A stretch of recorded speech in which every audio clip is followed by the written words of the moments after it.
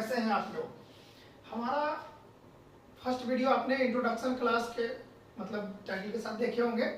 ये मेरा नया यूट्यूब चैनल है study with TT Babu. Okay, introduction class के बाद मेरा फर्स्ट क्लास होने वाला है भारत के भूगोल के ऊपर। भारत का भूगोल हम इसलिए स्टार्ट किए हैं क्योंकि देखिए भूगोल एक ऐसा विषय है जिसमें हर व्यक्ति की रुचि होती है। मेरा फेवरेट सब्जेक्ट विषय पूछा जाए तो हम भूगोल को बताते हैं, या भूगोल को, क्योंकि इसमें मेरी बहुत रुचि है। ठीक है दोस्तों, तो भारत के भूगोल को हम बहुत डीप में ले जाएंगे। हर एक स्टेट की अपनी जलवायु, ठीक है, हर एक स्टेट में पाए जाने वाले खनिज, हर एक स्टेट का अपना राजनीतिक, अपना जो भी मतलब उसकी संरचनाएं हैं, सबको डीप में पढ़ेंगे। भारत के भूगोल में सब पूरा पहाड़ियाँ, विंध्य की पहाड़ियाँ, ये जो हमारा हिमालय है, एकदम सभी चीज को डीप में चर्चा करेंगे। लेकिन आज फर्स्ट क्लास है तो आज हम भारत के बेसिक चीजों को जानेंगे, जैसे भारत का विस्तार। ठीक है, भारत में अभी वर्तमान में कितने स्टेट हैं, कितने केंद्र शासित प्रदेश हैं। ठीक है दोस्तों, तो ये हमारा प्यारा भारत है। और भारत को समझने से पहले हम सबसे पहले समझेंगे पृथ्वी को थोड़ा सा। जो हमारा पृथ्वी दोस्तों वो दो गोलार्ध में बटा है। ऊपर वाले को बोलते हैं नॉर्थ और नीचे वाले को साउथ, यानी उत्तरी गोलार्ध, और नीचे वाले को साउथ यानी कि दक्षिणी गोलार्ध। ओके दोस्तों, इसको हम गोलार्ध को हम बीच में एक भूमध्य रेखा या 0 डिग्री देशांतर, 0 डिग्री देशांतर नहीं, भूमध्य रेखा, इससे हम जानते हैं।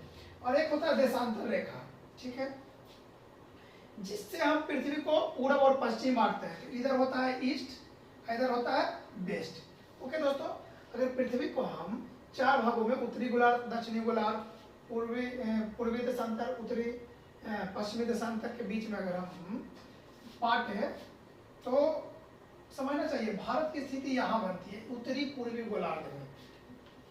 पूरे पृथ्वी को अगर हम 4 गोलार्ध में बांटे, उत्तरी, दक्षिणी, पूर्वी, पश्चिमी, ठीक है, तो भारत का जो स्थिति है यह उत्तरी पूर्वी गोलार्ध में यानी यहाँ पे बनती है। ओके दोस्तों, यानी भारत का जो विस्तार होगा तो नॉर्थ, ठीक है ना, सबसे दक्षिणी बिंदु जो होगा नॉर्थ में होगा, उत्तरी बिंदु नॉर्थ में होगा, सबसे पूर्वी बिंदु भी ईस्ट में होगा, सबसे पश्चिमी बिंदु भी ईस्ट में होगा।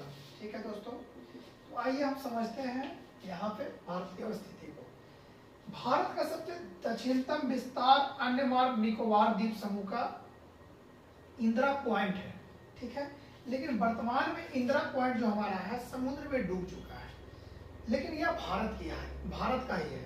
लेकिन शायद 2004 में एक सुनामी आई थी, उसमें ये डूब गया था। तो वर्तमान में अगर सदृश कहा जाए तो भारत का सबसे दक्षिणतम पॉइंट कन्याकुमारी है। लेकिन अगर भारत का पूछा जाए सबसे दक्षिणतम, उसमें सदृश वगैरह ऐसा कुछ नहीं लगा है कंडीशन, तो हम क्या बताएंगे, इंदिरा पॉइंट। उसी तरीका से भारत का सबसे उत्तरतम बिंदु पूछे तो इंदिरा कॉल, सबसे पूर्वी बिंदु पूछे तो किबिथु जो कि अरुणाचल प्रदेश में है, और सबसे पश्चिमी बिंदु पूछे तो गुजरात में है। ठीक है, हाँ, सबसे पश्चिमी बिंदु पूछे तो गुजरात में है, जिसका नाम है गौर माता। अब हम इसका विस्तार को समझते हैं कि सबसे उत्तरी बिंदु जो है कितना, 37 डिग्री 6 मिनट नॉर्थ सबसे उत्तरी बिंदु है। इसका अगर हम मापन करें तो 37 डिग्री 6 मिनट नॉर्थ में। सबसे दक्षिणतम बिंदु को माने अगर कन्याकुमारी तो 8 डिग्री 4 मिनट नॉर्थ में, और वही अगर इंदिरा पॉइंट की बात करें तो 6 डिग्री 43 मिनट। सबसे पूर्वी बिंदु की विधि की बात करें तो 47 डिग्री 25 मिनट ईस्ट में, और सबसे पूर्वी बिंदु तो ये हो गया। सबसे पश्चिमी बिंदु की बात करें तो 68 डिग्री 7 मिनट ईस्ट में होगा। ठीक है दोस्तों, वर्तमान में हमारे भारत राज्य में टोटल 28 राज्य व 8 केंद्र शासित प्रदेश है दोस्तों। ठीक है, आपको पता है कि केंद्र शासित प्रदेश और राज्य इनकी जो संख्या है घटते बढ़ते रहती है, तो इससे आपको अप टू डेट होना है। ठीक है, और आगे भी ऐसा अगर कुछ होता है, मान के चलिए कोई स्टेट टूटता है तो उसको आपको रिमेम्बर करके रखना है। बेसिकली भारत को अगर हम देखें तो भारत के बीच से एक रेखा गुजरती है जिसको बोलते हैं हम लोग कर्क रेखा। क्या, कौन सी रेखा बोलते हैं दोस्तों, कर्क रेखा, जो कि भारत को लगभग उत्तरी और दक्षिणी मतलब कि भागों में तोड़ती है। यह कर्क रेखा भारत के 8 राज्यों से गुजरती है दोस्तों। इसका एक ट्रिक है गमछा झाड़ मित्र पर, गुजरात, राजस्थान, मध्य प्रदेश, छत्तीसगढ़, झारखंड, मिजोरम, त्रिपुरा, आपका से पश्चिम बंगाल। ओके दोस्तों, तो ये सब हम लोग आगे और डीप में समझेंगे। वर्तमान के लिए ओवरऑल हम लेके चलते हैं। भारत की विशेषता के बारे में अगर हम जाने तो भारत के सबसे उत्तर में अगर 3 पर्वत श्रेणियां हैं तो वो हिमालय पर्वत श्रेणियां हैं। और ऊपर में जाइएगा तो काराकोरम मिलेगा, फिर लद्दाख मिलेगा, पीर पंजाल मिलेगा, जास्कर मिलेगा, ठीक है। बीच में जाएंगे तो सतपुड़ा, बिंद, आर्य मिलेगा। इधर जाएंगे तो गारो, खासी, जयंतिया मिलेगी। म्यांमार में पटकाई बूम जो है ये भी मतलब मणिपुर मिजोरम में इसका भी कुछ अवशेष मिलेगा। इधर जाइएगा राजस्थान में तो अरावली की पहाड़ियां मिलेगी। पूरा दक्कन में प्लेटो, दक्कन प्लेटो के नाम से जाना जाता है, देखो दक्कन का पठार है। फिर यहाँ झारखंड के आसपास में है छोटा नागपुर का पठार है, जिससे कि बहुत सारी मतलब नदियों का उद्गम देखिएगा। यहाँ पे एक महानदी नर्मदा, ये क्या होता है, ये सब नदियों का विस्तार है। अमरकंटक की पहाड़ी, मतलब पूरा हर एक स्टेट में कैसे कैसे नदियाँ बहती है।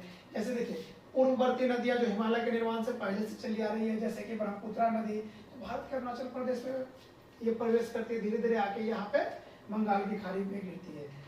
तो यह किस घाटी से होकर बहती है, इसकी सहायक नदियाँ कौन कौन सी है, इन सब चीज को आप आगे के वीडियो में समझेंगे। भारत की सबसे प्रमुख नदी की अगर बात किया जाए तो उत्तरी भारत में गंगा नदी का नाम है, जो कि गंगोत्री से निकलकर भारत के सभी मतलब के उत्तरी स्टेटों को होते हुए बंगाल की खाड़ी में गिरती है। वहीं यमुना की बात किया जाए, इसकी सबसे बड़ी सहायक नदी यमुनोत्री से निकलकर, उत्तराखंड की यमुनोत्री से निकलकर वही बंगाल की खाड़ी में गिरती है। और इसके बीच के जो क्षेत्र होता है उसको बोलते हैं गंगा यमुना दोआब, जो कि भारत के उत्तरी मैदान को बहुत ही उपजाऊ भूमि बनाता है। दक्षिण में उसी तरीका से हम देखेंगे, यहाँ पे कावेरी होगा, यहाँ पे कृष्णा होगा, तो कृष्णा कावेरी का जो दोआब है, हिस्ट्री में पढ़िएगा कि इस दोआब को लेकर के बहुत सारे राजवंशों के बीच लड़ाई हुई। हमारा भारत बहुत समृद्ध है, ठीक है, यहाँ पे बहुत ही उपजाऊ भूमि, समुद्र भी देख रहे हैं कि भारत के लगभग इतने स्टेटों को, ठीक है, समुद्र का मतलब कि किनारा मिलता है, जो कि आप ट्रांसपोर्टेशन के नाम से मतलब ट्रांसपोर्टेशन के लिए बहुत ही उच्च माध्यम होता है। तो भारत का बेसिकली यही समानता विशेषता हुई। आगे के वीडियो में हम भारत को हर एक चीज को, जैसे पहाड़, फिर नदी, वो भी नदी में उत्तरी भारत की नदी, दक्षिणी भारत की नदी, फिर यहाँ पे जो पश्चिमी घाट श्रेणी है, पश्चिमी घाट श्रेणी से कुछ नदियाँ पूरब की ओर बहती है और कुछ नदियाँ पश्चिम की ओर बहती है। एक्चुअली भारत का ढलान पश्चिम से पूरब की ओर है, तो और अधिकतर नदियाँ क्या, पूरी की पूरी अधिकांशतः नदियाँ पश्चिम से पूरब की ओर बहती है, मगर कुछ ऐसी नदियाँ हैं जो पूरब से पश्चिम की ओर बहती है, वो अपवाद में आता है। उसमें सबसे प्रमुख दो नदियाँ आती है, नर्मदा एवं ताप्ती। तब इन सब चीज़ों को भी समझेंगे। जैसे जो पूर्व की नदियाँ बहती है वो ज्वार नदमुख बनाती है। ये ज्वार नदमुख क्या होता है, जो पश्चिम में, हाँ पूरब से पश्चिम, जो पश्चिम से पूरब की ओर बहती है, ये डेल्टा का निर्माण करती है। तो डेल्टा क्या होता है, डेल्टा इतनी उपजाऊ भूमि की होती है, ठीक है। कभी कभी नदियाँ जो होती है सर्प का आकार लेती है, इस तरीका से पता चलेगा। देखिए नदी इस तरीका से बह रही है, ठीक है ना, फिर क्या होगा, बहते बहते फिर ऊपर जाएगा और यहाँ पे कुछ समय के बाद ये नदियाँ एक दूसरे से मिल जाएगा। बीच में ये इस तरीका का गाय का जो नाखून होता है उस तरीका का एक चाप छोड़ेगा। तो उसी के नाम पर पड़ा गौखुर झील, यानी गाय के खूर के जैसा झील। तो बहुत सारी चीज़ों को हम लोग समझते हुए आगे बढ़ेंगे। तो आज के लिए इस वीडियो में इतना ही। फिर नेक्स्ट वीडियो में हम थोड़ा डीप में आएंगे, बेसिक नॉलेज लिए भारत का। आज के इतना ही। जय हिंद, जय भारत दोस्तों।